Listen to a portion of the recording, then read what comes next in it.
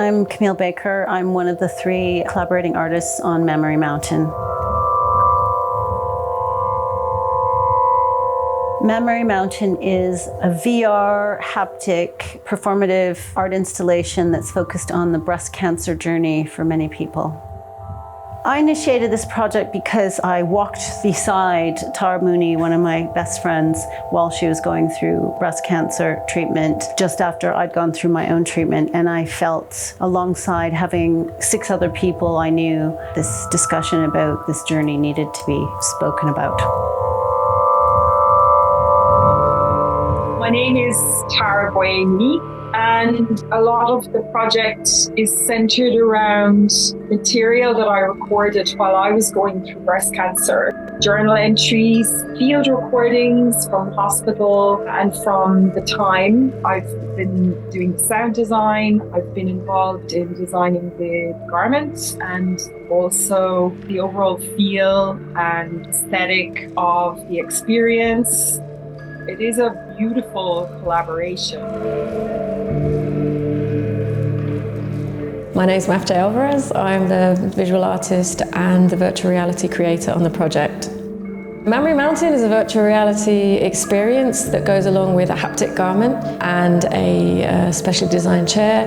The participant enters it and experiences what it feels like from an artistic view of breast cancer, the diagnosis, the treatment, and it's a very poetic visual experience and very sensory because it has haptic sensation all around your body as well.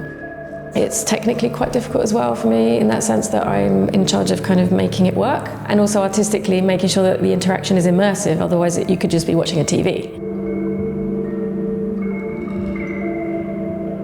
My name is Paul Hayes. I'm the developer of the haptic peripheral for the project Mammary Mountain. My involvement in the project was to develop a custom haptic peripheral that gives the participants empathy with those suffering from breast cancer. The VR experience is developed so that it can control up to 6 haptic zones, 2 on the chest, 2 underneath the armpits, and 2 on the back, so that the VR experience is able to trigger specific composed tracks that play out on the haptics, a bit like audio, but vibrations instead. The goal of the haptics in the experience are to further immerse the participant in both the physical and emotional sensations of breast cancer.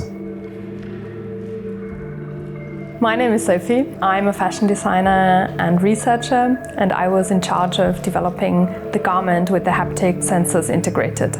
So I was designing and making and embedding the sensors. It's a very embodied experience, and having haptics that give you this feedback on the body itself, that you can feel rather than see or hear, I think that is a more complete picture of the experience. As part of Mammary Mountain, we have been doing story collection, and as part of story collection, we've been doing some creativity workshops. The aim is to open up the conversation and enable people to share their experience. My name's Donna Holford-Lovell. I'm the director of Neon Digital Arts. We're a small arts charity based in Dundee, Scotland, that primarily works with artists working in digital and technology. Neon's helping the project with bringing together people from our local area and talking to women who have been through these experiences. When we exhibit it, we can open up a wider discussion with local communities.